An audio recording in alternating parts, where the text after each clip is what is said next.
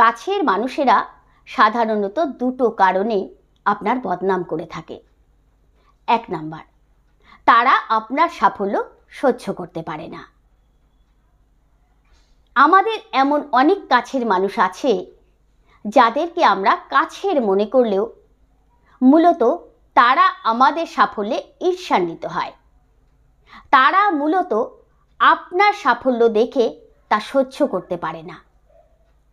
সামনাসামনি আপনার সঙ্গে ভালো সম্পর্ক বজায় রাখলেও পেছনে গিয়ে আপনার বদনাম করে, আপনাকে ছোট করতে চায়, কারণ সে চাইলেও আপনার মতো সাফল্য অর্জন করতে পারছে না।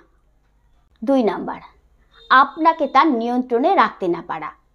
কিছু কিছু মানুষ আছে দেখবেন, যতক্ষণ পর্যন্ত আপনি তার পক্ষ হয়ে কথা বলবেন ততক্ষণ পর্যন্ত আপনি তার কাছে ভালো মানুষ, কাছের মানুষ। কিন্তু যেই মুহূর্তে আপনি তার মতামতের বিপক্ষে কথা বলতে শুরু করবেন, সেই মুহূর্ত থেকেই আপনি তার কাছে খারাপ মানুষ হয়ে যাবেন। তাই কাছের মানুষ যদি আপনার নামে অন্যের কাছে গিয়ে বদনাম করে তাহলে হতাশ হবেন না।